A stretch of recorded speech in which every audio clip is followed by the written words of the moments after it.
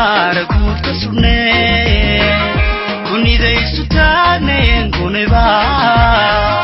taladi garanuu gushii hantinee dadyow gabigiin gacmaha isqabsada dadyow gabigiin gacmaha isqabsada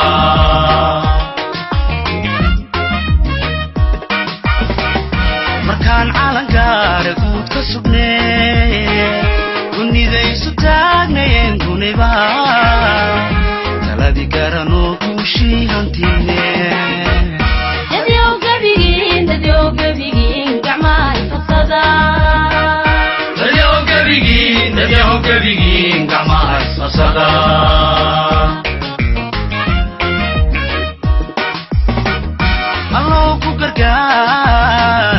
allow ku gargaar gayga nabato dadkana garasiilibiyo gobanimo dadkana garasiilibiyo gobanimo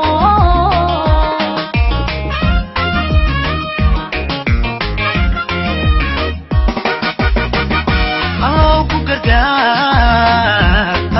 gargaar gayga nabato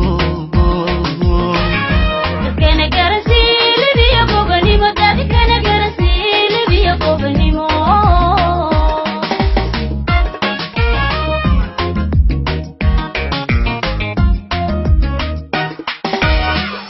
haddaan loogu in dadkana loo gelin haddaan kuman geesi u mudan geerida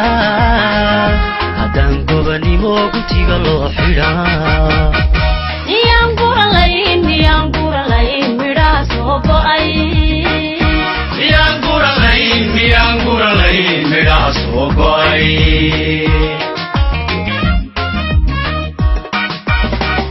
haddaan loogu in godkana loo gelin haddaan kuman geesi u mudan geerida haddaan gobanimo guntiga loo xidhaa miyaan guralayn midhaha soo go'ay miyaan guralayn midhaha soo go'ay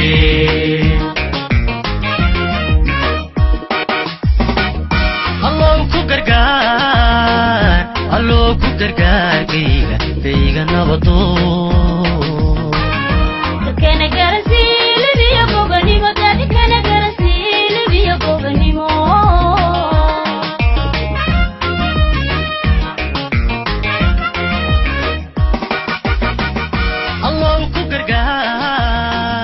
allow ku gargaar gayga nabato بسم الله الرحمن الرحيم الحمد لله رب العالمين والصلاة والسلام على رسول الله وأنود السلام إن بهدينا ورباهنته وحن كلو السلام يا دوينها رير سوماليلاند halkan maanta waxaan rabnaa inaanu idin sheegno waxaanu halkan ku soo dhaweynay oo madaxweynaha iminka ka soo baxay wafdi heer sare ah oo uu hogaaminayo wasiirka arrimaha dibadda ama khaarijiga ee dalka Eritrea iyo la taliyaha madaxweynaha Eritrea ayaa halkan maanta inoogu yimi waxay u yimaadeen inay iskaashiga iyo wada xiriirka dalalka geeska Afrika gaar ahaan labada dal ee Eritrea iyo Somaliland ay ka shaqeeyaan oo ay xoojiyaan sida arrimaha looga wada hadli lahaa ee aaraa iyo fikir la iskaga dhaafsan lahaa ayay u yimaadeen si wanaagsan baan anaguna xaggayaga u soo dhaweynay waa arrimo loo baahnaa si wanaagsan baan u wada hadalay iyagaan ku soo wareejinayaa si ay ujeedooyinka ay u socdeen halka kan waxay kelmad uga yidhaahaan The Eritrean delegation was sent and we are sent by our president Isaias Afwerki, at least to know the situation, what is going on in Somaliland. We have been away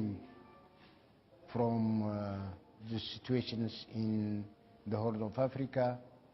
for the last 20 years because we had a very bad situation. a war was waged against Eritrea by TPLF regime, and later it was followed by the sanction on Eritrea, and we were struggling just to be free from all these what you call subjugations. Now at this moment peace has prevailed in the Horn of Africa, especially between Eritrea and Ethiopia, and now we started our cooperation. So we said now we have been away, and now it is time for us to go to Somaliland and look into the situation. And we have a meeting with the president,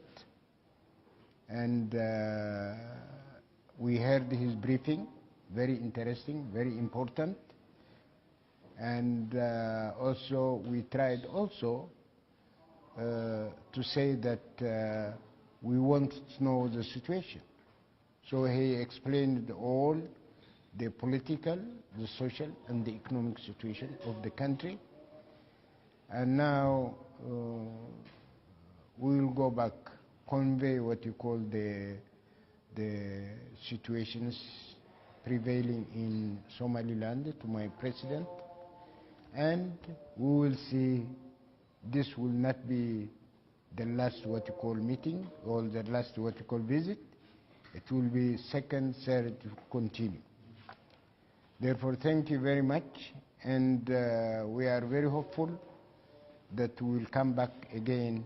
to Somaliland.